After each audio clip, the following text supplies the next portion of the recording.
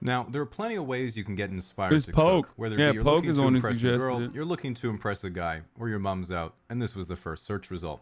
Nevertheless, the first step of your cooking journey is always the same: watching Gordon Ramsay make a beef Wellington, and then going online and finding a recipe well beyond your skill level. Now, after you've learned your lesson the hard way, it's time to pick something more manageable. A lot of people get stressed out trying to read a recipe, but it should be pretty easy if you take it one step at a time.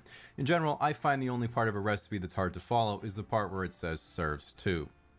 Nevertheless, whenever you're cooking something, the first thing you have to do is buy your ingredients, bring them home, set them on the countertop, and organize them before you start cooking.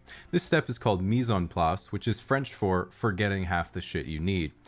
Okay, isn't mise en place like the post preparation, like the way you put it on the plate, or mise en place, whatever it's called.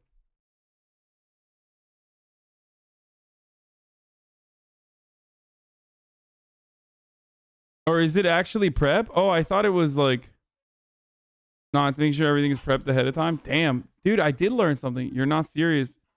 You're not serious. Wait, why would I fucking know what it means? I always thought it was like, scenery in the plate, like or no, wait, what is that called? There's a different word for it. Is it plating? No.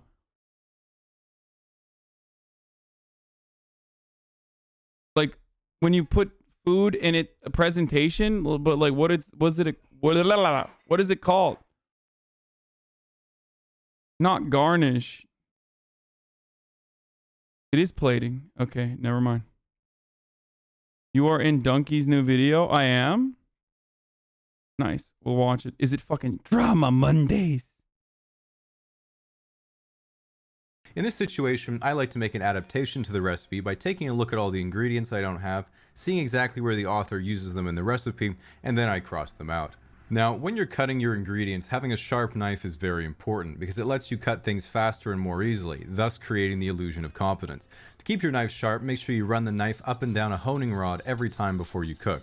This won't do anything on account of your poor technique, but it does make a cool sound. Furthermore, if you do have a date, nothing turns a woman on more than being alone in a room with a man sharpening a 10-inch kitchen knife. So now that all your ingredients are chopped and neatly placed in bowls around your cutting board, make sure you take a quick picture for Instagram so your friends think your life is going better than it actually is. Now, every dish is cooked differently, so make sure you cover the smoke detector with saran wrap and follow the recipe closely. While I'm waiting for thermal radiation to do its work, I like to reward my hard work by ignoring the mess I've made and having a glass of wine. In the restaurant industry, this is called a coping mechanism, and all professional chefs do this after their shift.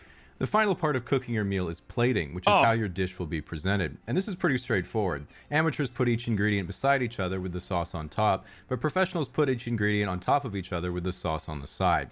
So once you put your chicken tenders on top of the fries, it's time to reflect on everything you did wrong.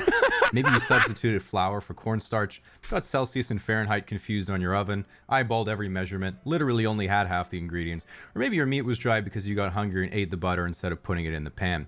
Whatever you did wrong, don't feel bad about it. Just write it down, click 1 star, and hit submit review. Once you finish your meal and prolong starvation for another day, what are the next steps, you might ask? Well, if you're really looking to become a cooking enthusiast and take things to the next level, it's pretty straightforward. Learn the proper way to dice an onion with both horizontal and vertical cuts. This won't improve the taste of your food, but it will allow you to tell everyone else they're wrong. Purchase a $300 Japanese knife. These knives are designed specifically for cutting soft-boiled eggs and green onions to spice up your microwave ramen, but are also the perfect tool for cutting root vegetables on your glass cutting board. Purchase a cast iron skillet. While many think that this is just an 8-pound frying pan made of solid iron, that would be absolute sacrilege, as a true enthusiast knows that cast iron is not a raw industrial, but a misunderstood relic of the past to be worshipped and sensually oiled, only reaching a climax when your wife gives you the ultimatum that it's her or the pan gets the dishwasher cycle. Purchase an immersion circulator that you call a sous vide. I was just gonna say a sous vide, dude. Everyone that everyone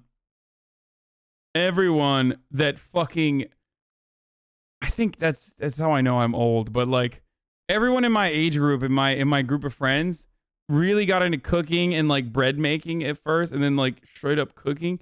And they all have sous vides now, and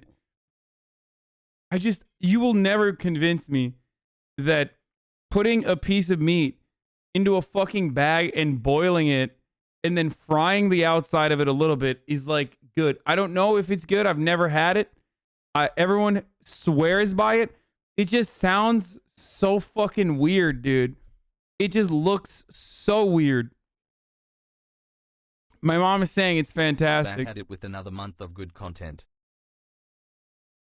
You don't boil it? What are you doing? It's not boiling. It's a gentle bath. It's not boiling, but it's a gentle bath.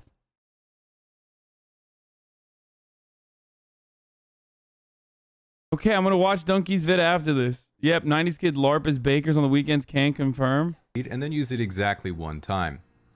Run out of money. That's pretty much it. Now it's recipe books for Christmas and forearm tattoos until the day you die. At this point, there's probably only one question on your mind. Should I go pro? And while there's not a lot of competition right now, keep in mind that professional chefs have the challenge of working with some of the most insufferable people on the planet, customers.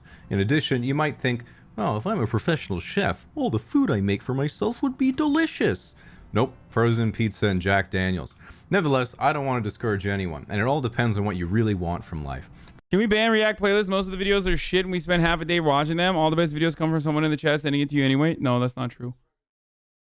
I also think you're wrong. I don't think React playlists are fucking shit. You guys are going to say true regardless, but like literally every video that we watch is videos that you like. So Eat lukewarm water bag meat. You're wrong. For example, if you want to be a pro athlete, your goal is to win a gold medal at the Olympics. If you want to be a pro artist, you hope one day your work hangs in the Louvre. But if you want to be a pro chef, you have to have the dream that one day, however unlikely, a French tire company will finally rate your restaurant 3 stars. Now, if you're So looking for bad. a VPN that's